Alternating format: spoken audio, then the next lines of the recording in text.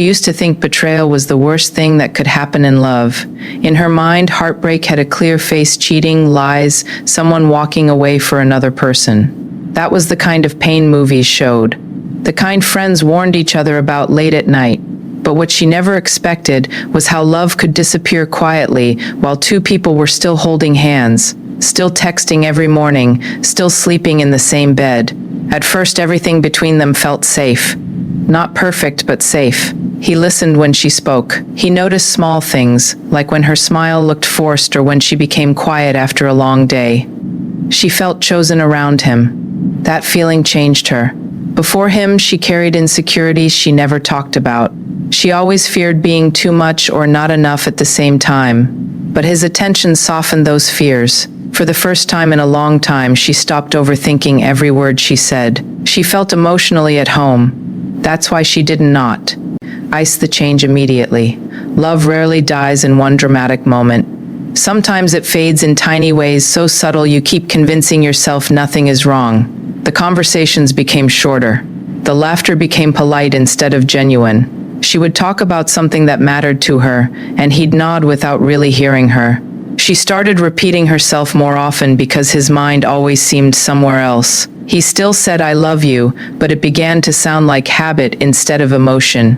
And the strange part was, he wasn't cruel. That made it harder. If he had screamed, cheated, or walked away suddenly, maybe she would have known how to react. But emotional distance is confusing because it leaves you constantly searching for proof that things are still okay.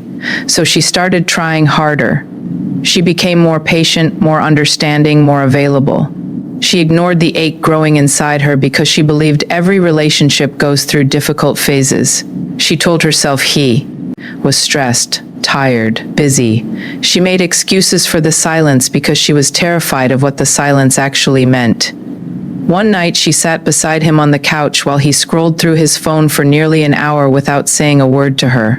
The television played in the background, but she wasn't watching it. She was watching them, or maybe she was watching the death of them. And what hurt the most was realizing she felt lonelier sitting beside him than she did when she was physically alone. That was the moment something inside her cracked. Not because he betrayed her, but because she realized she no longer felt emotionally safe with the person she loved most. She couldn't reach him anymore. Every attempt to express her feelings somehow turned into her apologizing for having feelings at all. She became smaller to avoid being too emotional.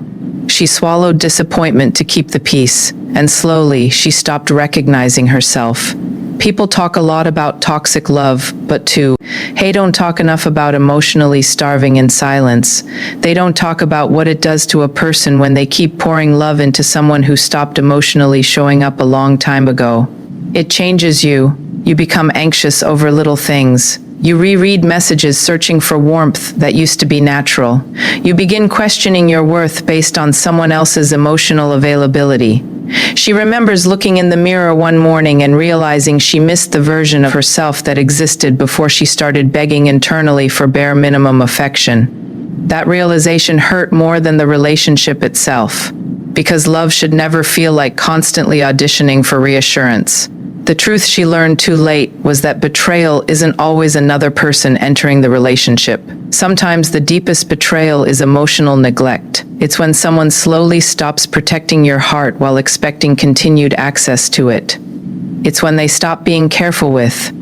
Think your feelings because they assume you'll stay no matter how empty you become. And still, she stayed longer than she should have. Not because she was weak, but because attachment can make people hold on to memories longer than reality. She kept loving the person he used to be. She kept replaying old moments in her mind, hoping they would somehow return. Humans do that when they're emotionally attached. We mourn people while they're still alive and standing right in front of us. But eventually, exhaustion speaks louder than hope. The day she finally left wasn't dramatic.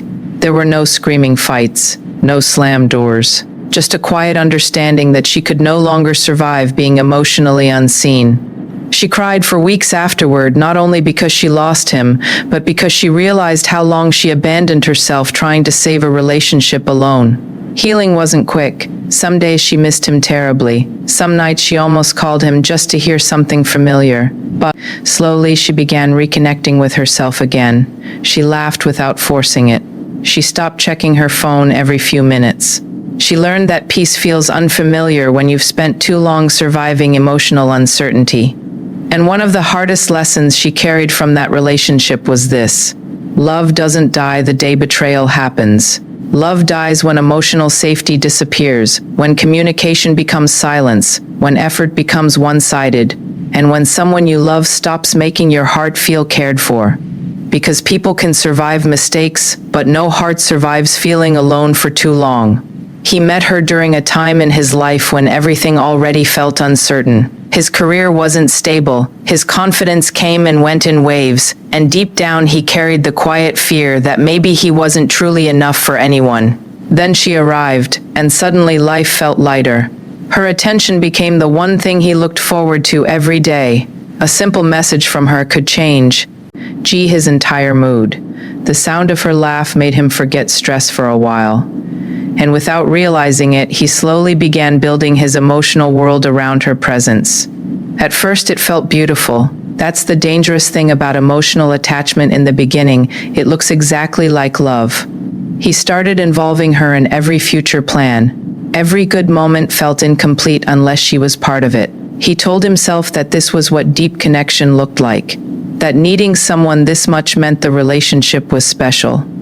But over time, he stopped noticing how much of himself he was quietly giving away to keep the relationship alive. He changed little things first. He became more agreeable, more careful with his words, more willing to ignore things that hurt him just to avoid conflict. If she became distant, he blamed himself. If she acted cold, he searched for what he did wrong. He became obsessed with fixing problems that weren't entirely his responsibility. The relative ship slowly turned into emotional labor he performed every single day, hoping to feel chosen again. The worst part was that she wasn't always cruel. Some days she was loving enough to keep his hope alive, and those moments confused him. One warm conversation could erase weeks of disappointment in his mind. One good night could make him believe things were finally changing, so he held on tighter every time she pulled away. That's how attachment traps people. It convinces them that occasional affection is enough to survive constant emotional inconsistency. His friends noticed the change before he did. They noticed how anxious he became whenever she didn't reply, how his mood depended entirely on her attention, how he stopped talking about his own goals and spent most conversations trying to understand her behavior instead. But he defended her every time because emotionally attached people don't just protect the relationship, they protect the fantasy of what they hope the relationship can still become. Deep down, he knew something wasn't right. Love is supposed to bring peace, but he felt restless all the time. He overthought small things constantly. A short reply could ruin his entire day. He memorized her patterns, her moods, the spaces between her messages. He became emotionally exhausted trying to feel secure with someone who only loved him when it was convenient for them. Still, he stayed, not because he enjoyed the pain, but because leaving felt like losing a part of himself. He had attached his self-worth to her presence so deeply that the idea of life without her felt terrifying. He confused emotional dependency with love because he had spent so long believing that suffering for someone proved how deeply you cared. One night, after another argument that ended with him apologizing for things he didn't even fully understand, he sat alone in his car for nearly an hour. And for the first time, he stopped asking himself, how do I make this relationship work? And started asking, why am I working this hard just to feel loved? That question changed something inside him. Because when someone truly loves you, you don't have to constantly earn basic care. You don't have to beg for consistency, clarity, or emotional reassurance. Real love doesn't make you feel like you're competing for attention with silence, confusion, or emotional distance. But attachment blinds people to that truth. It keeps them chasing old memories. It keeps them loyal to potential instead of reality. It whispers that if they just try a little harder, love will finally become stable again. And sometimes people lose years of themselves believing that lie. The relationship eventually ended the way emotionally draining relationships often do, slowly, painfully, and with more silence than closure. There was no dramatic ending, just emotional exhaustion reaching its limit. And after she left, he experienced a different kind of heartbreak. Not only the pain of losing her, but the painful realization that he no longer knew who he was without the relationship. For weeks he struggled with emptiness. He kept reaching for his phone to text her before remembering there was nothing left to say.